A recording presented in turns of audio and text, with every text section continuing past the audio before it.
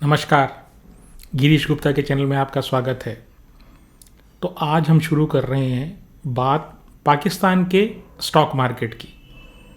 तो ये इसलिए कि रोज़ तो हम बात करते हैं हमारे देश के स्टॉक मार्केट की या कभी कभी अमेरिका के स्टॉक मार्केट की, लेकिन पाकिस्तान के स्टॉक मार्केट की बात करना आज इसलिए आवश्यक हो गया है क्योंकि पहलगाम आतंकवादी हमले के जवाबी कार्रवाई में हमारे देश की सेनाओं द्वारा जो आतंकवादी ठिकाने पाकिस्तान में थे उनको तबाह करने की जो कार्रवाई हुई उसमें वो अड्डे तो नष्ट हुए, लेकिन पाकिस्तान का स्टॉक मार्केट भी बहुत तेज़ी से हिल गया।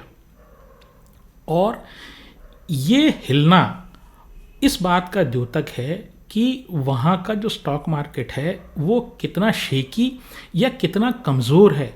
तो किसी भी देश का स्टॉक मार्केट उस देश की अर्थव्यवस्था का बैरोमीटर या उसका इंडिकेटर तो होता ही होता है, साथ ही में वो पूरे देश की एक कलेक्टिव ओपिनियन या सामूहिक जनमत जो है उसका भी प्रदर्शन करता है। अगर स्टॉक मार्केट तेज़ी से गिरता है किसी इंसिडेंट के बाद तो इससे ये जाहिर होता है कि लोगों में उस घटना के प्रति कुछ आशंका है, और अगर स्टॉक मार्केट का कोई खास प्रतिक्रिया नहीं होती है तो इससे ये पता लगता है कि पूरे देश की जनता या पूरे देश में जो लोग सरकार में बैठे हैं या व्यवस्था में बैठे हैं या जो भी लोग देश में इम्पॉर्टेंट जिनको बोलते हैं the person those who matter, वो जो लोग होते हैं उनका ओपिनियन उस घटना के प्रति क्या है। तो दूसरी बात ये कि राजनेता जो है वो झूठ बोल सकता है लेकिन स्टॉक मार्केट कभी झूठ नहीं बोलता। तो इस वीडियो में पहले हम ये बात जानने की कोशिश करेंगे कि जो हमारे देश की सेनाओं द्वारा कल जवाबी कार्रवाई की गई उसके प्रतिक्रिया में पाकिस्तान के स्टॉक एक्सचेंज का क्या हाल रहा और भारत के स्टॉक एक्सचेंजेस का क्या हाल रहा। वो तो आप सब जानते हैं कि वो स्टेबल रहा, उस पर कोई खास प्रतिक्रिया नहीं हुई। साथ ही साथ वहाँ के एनालिस्ट इस बारे में क्या सोचते हैं, आगे आने वाले समय में ये स्टॉक एक्सचेंज यानी पाकिस्तान का स्टॉक एक्सचेंज क्या और नीचे गिरने की संभावना है या वो ऊपर चढ़ेगा। तो ये सारी चीज़ें जो है ना वो एक तरीके से आपको इस बात का इशारा करेगी कि पाकिस्तान का रुख भारत की इस जवाबी कार्रवाई के प्रति क्या है। तो देखिए, कल जैसे ही सुबह पाकिस्तान का स्टॉक मार्केट खुला वैसे ही उसमें 6500 पॉइंट्स की गिरावट आ गई और ये गिरावट लगभग 6% थी। तो 6% अगर ये सोचे कि निफ्टी जो है वो निफ्टी अगर करीब 1400-1500 पॉइंट गिर जाए तो वो जो जिस तरीके का पैनिक भारत में हो उस तरीके का रिएक्शन पाकिस्तान में हुआ। तो पाकिस्तान का जो इंडेक्स है, लीडिंग इंडेक्स, जैसे भारत में निफ्टी 50 है या BSE सेंसेक्स है, तो वहाँ पर पाकिस्तान में इस इंडेक्स को जो उनका लीडिंग इंडेक्स है उसको KSE 100 बोलते हैं। और जो कल की गिरावट थी वो KSE के इतिहास में जो सबसे बड़ी दूसरी गिरावट थी। पहली गिरावट जो थी वो लगभग 8700 पॉइंट्स की गिरावट थी, इंट्राडे गिरावट, जो अभी ट्रंप ने जब टैरिफ का अनाउंसमेंट किया उस टाइम हुआ। अब भारत के बाज़ार की बात करें तो जो भारत का बाज़ार था जैसे आप जानते ही हैं वो हल्की सी मामूली बढ़त के साथ बंद हुआ। और जो डेटा शाम को आया, कल शाम का जो डेटा FII-DII का डेटा आया उसमें FII ने 2585 करोड़ रुपए की खरीदारी की और DII ने 2378 करोड़ रुपए की खरीदारी की।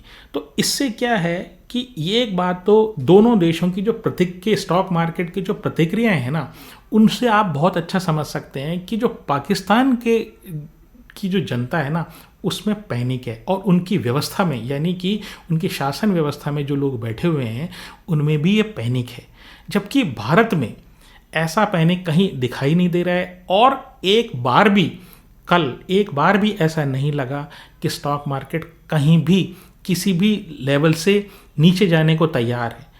थोड़ी मामूली ऊपर नीचे हमेशा की तरह जैसे उतार चढ़ाव शेयर बाजार में चलता रहता है, वैसा ज़रूर इसमें हुआ, और लेकिन पैनिक जैसी कोई सिचुएशन नहीं थी। दूसरी बात, अभी लगातार 8-10 दिन से चूंकि स्टॉक मार्केट बढ़ रहा है, अगर ऐसी कंडीशन नहीं होती तो शायद ये जो कल की जो फ्लैट कल जो बंद हुआ बाज़ार, उसकी जगह मैं ये मानता हूँ कम से कम 300 से 400 पॉइंट्स की कम से कम निफ्टी में बढ़त आपको मिलती।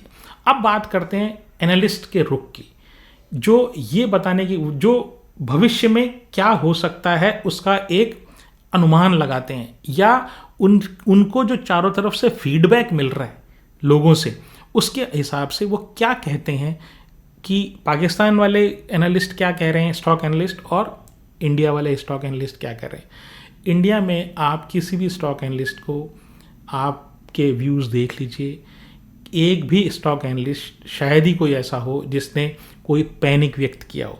सबने भारत की अच्छी आर्थिक व्यवस्था में विश्वास व्यक्त किया है, और हर एक व्यक्ति ने ये कहा कि जो ये जवाबी हमला है इससे भी ज़्यादा तगड़ी कार्रवाई होनी चाहिए, ताकि आगे से इस तरह की हिमाकत कोई देश नहीं कर पाए। वहाँ इसके बरक्स अगर आप पाकिस्तान के एनालिस्ट की बातें सुनेंगे या उनकी प्रतिक्रियाएं सुनेंगे, तो उनकी प्रतिक्रियाएं बहुत ही सबड्यूड या थोड़ी आशंकित प्रतिक्रियाएं हैं।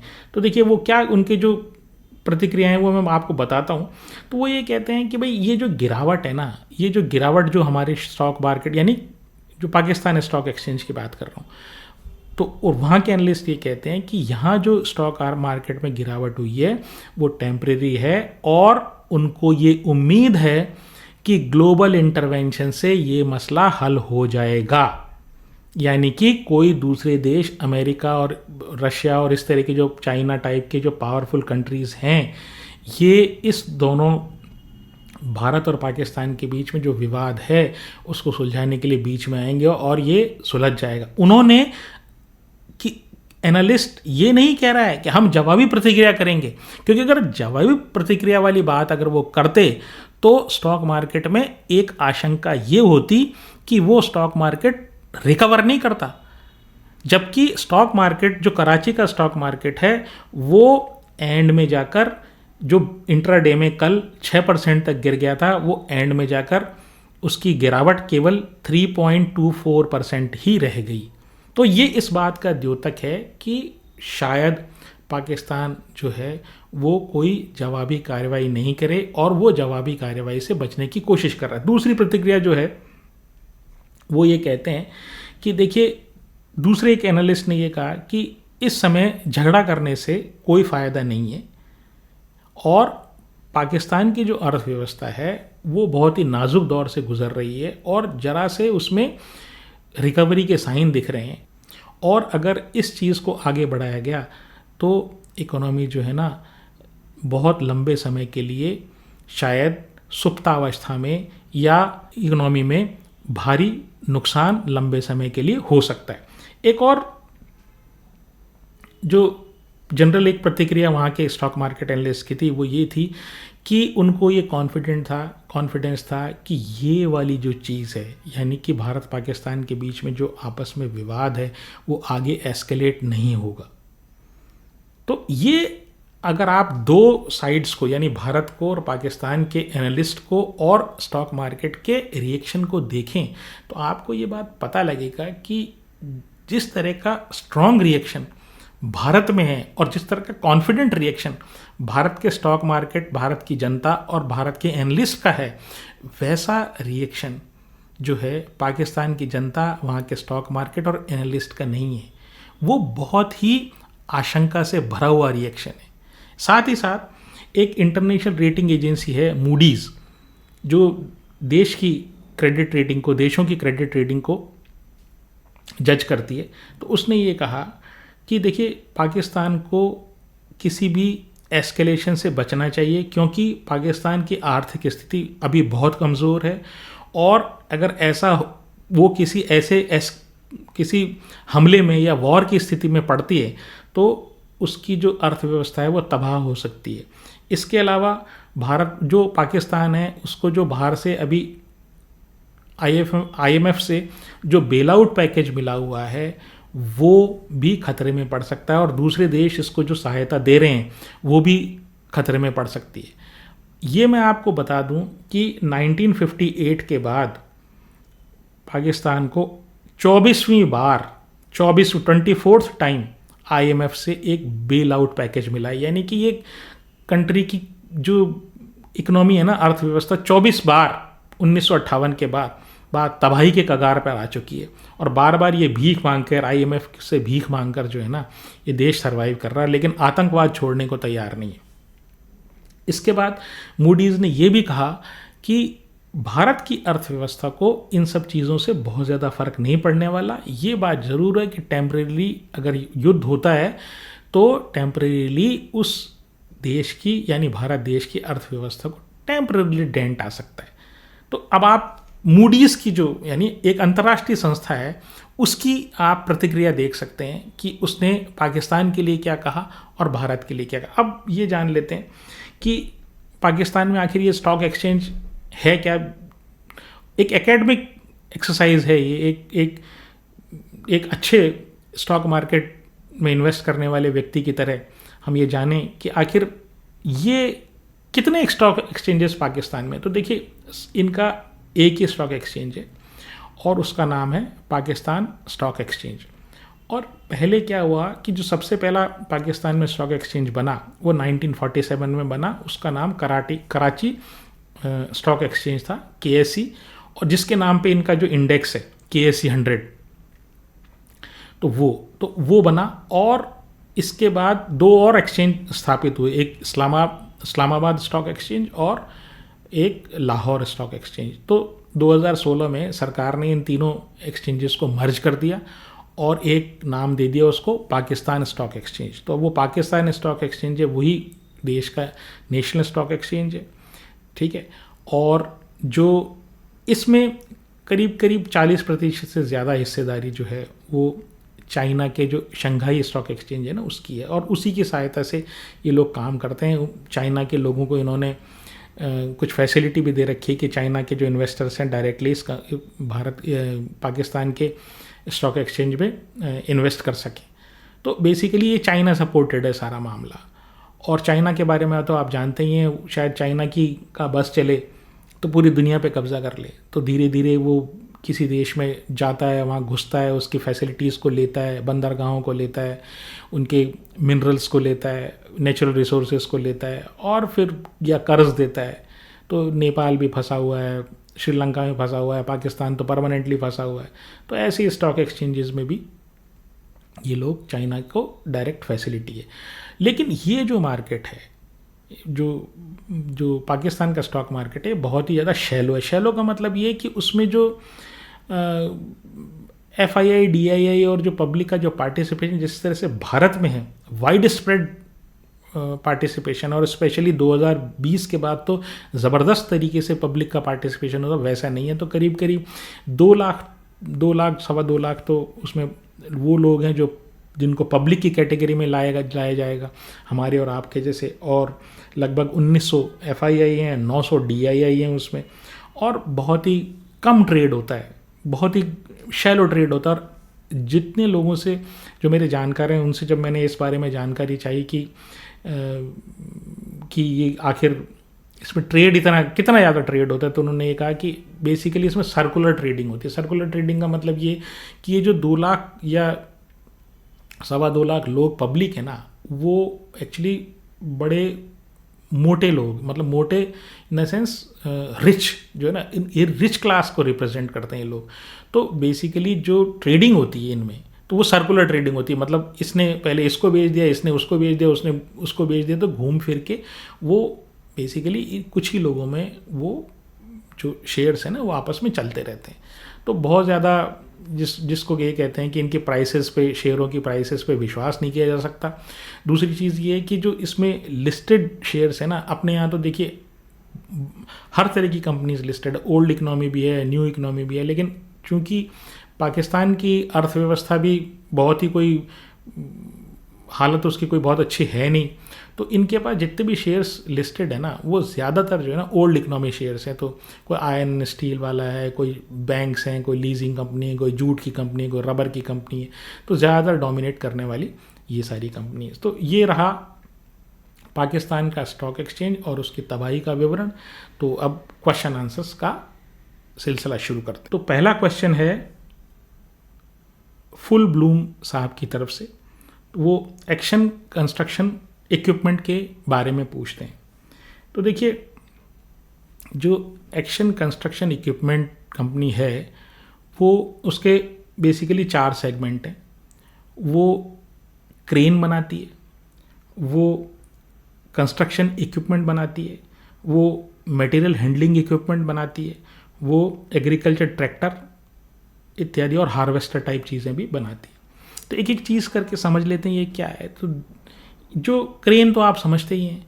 तो क्रेन 2 तरह की हो सकती है। तो मोबाइल क्रेन, ठीक है, वो क्या है, ट्रक पे लाद दी जाती है ट्रेन, और कहीं भी जहाँ पर आपका कंस्ट्रक्शन चल रहा हो, जो भी काम आपका चल रहा हो, तो वहाँ ले जाके उसको ट्रक को खड़ा कर दिया जाता है और उसके ऊपर क्रेन होती है और उस क्रेन से आप सामान इधर उधर कर सकते हैं। दूसरी तरह की जो क्रेन होती है ना, वो क्रेन होती है फिक्स क्रेन। तो फिक्स क्रेन में क्या होता है, वो एक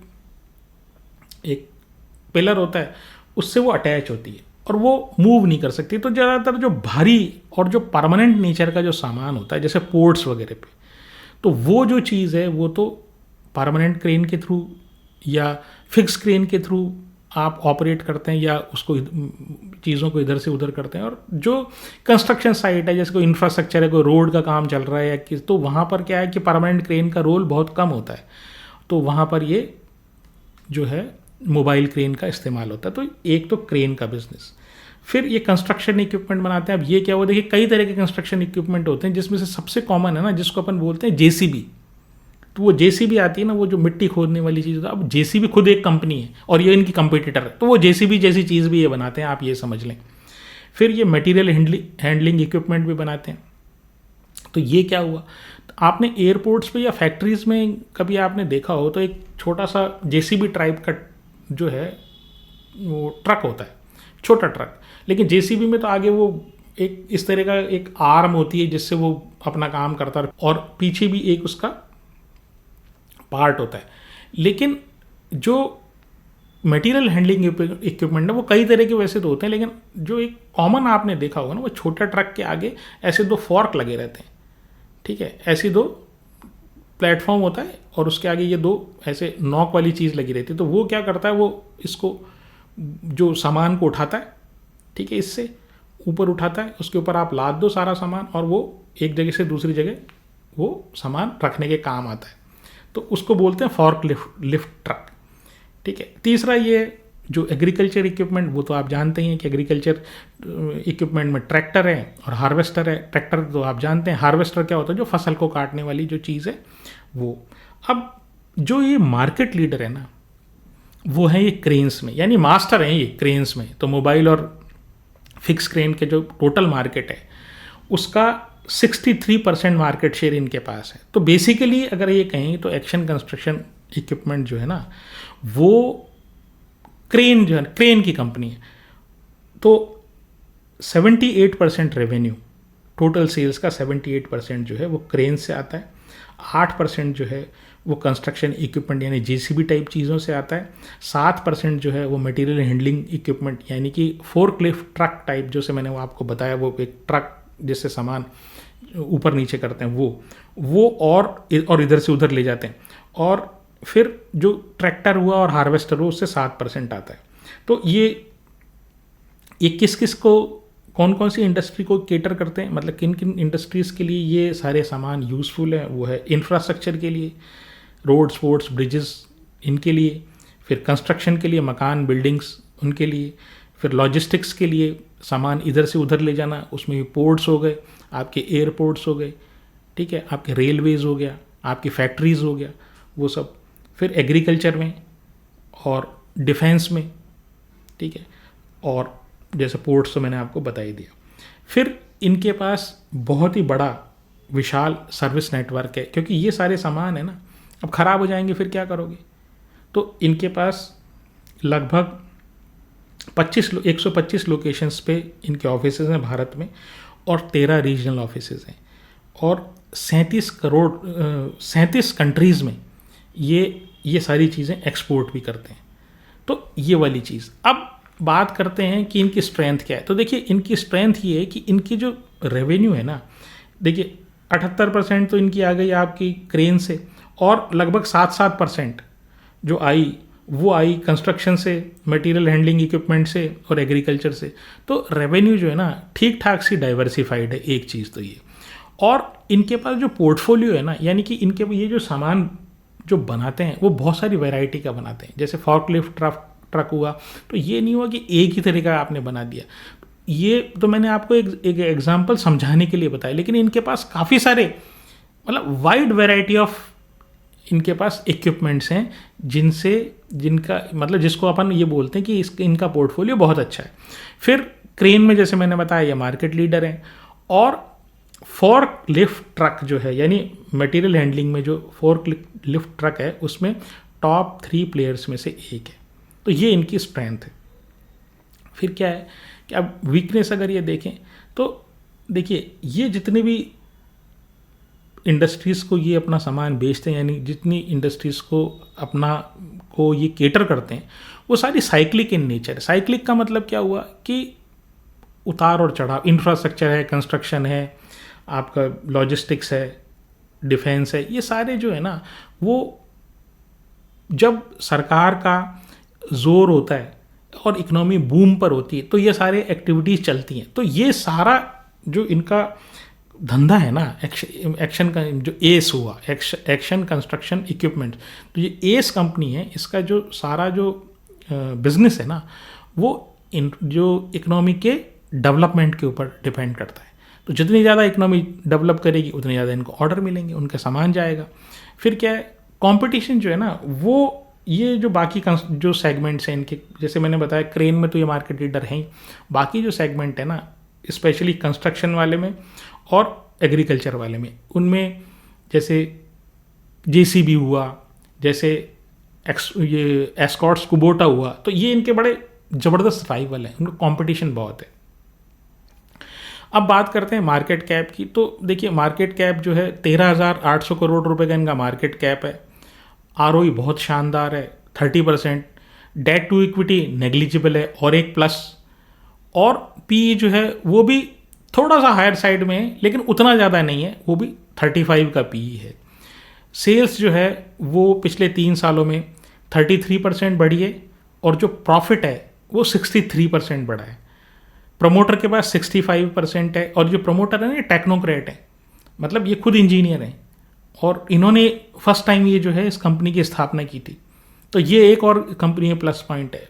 तो एफआईआई के पास, प्रमोटर के पास 65% है, एफआईआई के पास 12% है, डीआईआई के पास 2% और पब्लिक के पास 21% है। तो हर तरीके से जो कंपनी जो है ना, वो ठीक लगती है। बस बात ये है कि इसका जो भाग्य है वो इसकी एंड यूज़र इंडस्ट्री के ऊपर डिपेंड करता है, और आपको तेज़ी में नहीं लेना कभी भी। मेरी बेचने या ख़रीदने की कोई राय नहीं है। अगर आपको मेरा प्रयास पसंद आता हो तो आप चैनल को प्लीज़ सब्सक्राइब करें, वीडियो को लाइक करें और शेयर करें। साथ ही अगर आपकी स्टॉक मार्केट से रिलेटेड कोई क्वेरी है या किसी शेयर के बारे में आप जानना चाहते हैं तो कमेंट सेक्शन में लिखकर मुझे सूचित करें। नेक्स्ट क्वेश्चन शैलेंद्र कुमार शर्मा जी का है। वो मार्क्संस फार्मा के बारे में जानना चाहते हैं। देखिए, एक अपनी तरह की एक अलग कंपनी है ये मार्क्संस फार्मा, और ये जो कंपनी का आप अध्ययन करेंगे तो ये जो और कंपनीज है ना, उनसे अलग तरीके का काम करती है और उनसे अलग तरीके का प्रोडक्ट बेचती है। तो पहले ये जान लेते हैं कि ये कंपनी करती क्या है। तो ये जो कंपनी है ना, वो बेसिकली ओटीसी प्रोडक्ट बेचती है।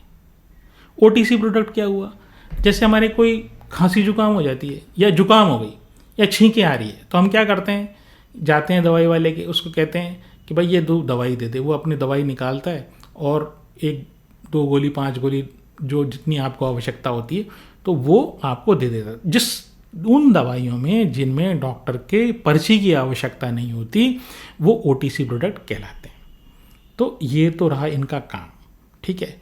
अब ये मार्क्सन क्या हुआ, तो देखिए ये जो सज्जन हैं जो इनके प्रमोटर हैं वो उनका नाम है मार्क सल्दाना। तो ये ग्लेनमार्क फार्मा की कंपनी है बेसिकली। शुरू में ये ग्लेनमार्क फार्मा की सब्सिडियरी हुआ करती थी।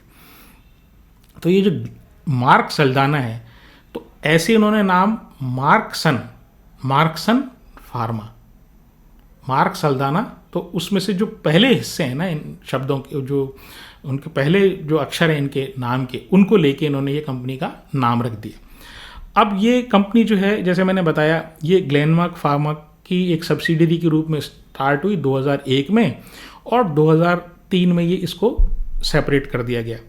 और ये रिसर्च, मैन्युफैक्चर और मार्केटिंग करती है किसकी, ओटीसी प्रोडक्ट की। ये प्रेस्क्रिप्शन प्रोडक्ट भी बनाती है, मतलब जो डॉक्टर की पर्ची के बगैर जो दवाइयाँ नहीं मिल सकती हैं आपको वो दवाइयाँ बनाती है, लेकिन उसका रोल जो है ना वो काफ़ी कम है, वो 1/4 ही है करीब करीब इनका। इसलिए हम फोकस करेंगे कि ये आखिर ओटीसी प्रोडक्ट में किस तरीके से ये काम करती है। तो जो यूके, यूएस, ऑस्ट्रेलिया और रेस्ट ऑफ द वर्ल्ड, तो यहाँ पर ये ऑपरेट करती है।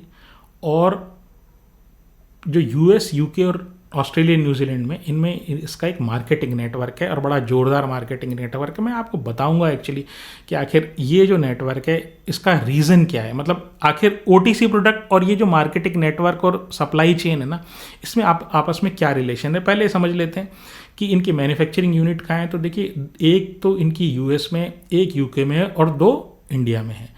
फिर जो इनका टोटल रेवेन्यू उसमें से ओटीसी प्रोडक्ट जैसे मैंने बताया बिना प्रिस्क्रिप्शन वाले जो प्रोडक्ट्स इनके हैं वो तो उससे तो इनका रेवेन्यू आता है 74% और जो प्रिस्क्रिप्शन वाले हैं जिनको आरएक्स बोलते हैं उससे आता है 26%। 1500 से ज़्यादा टाइप की दवाइयाँ ये बनाते हैं, ठीक है। अब 1500 का मतलब ये नहीं है कि 1500 अलग अलग दवाइयाँ, हो सकता है एक दवाई जो है वो उसके 5 वेरिएशन हो, ठीक है।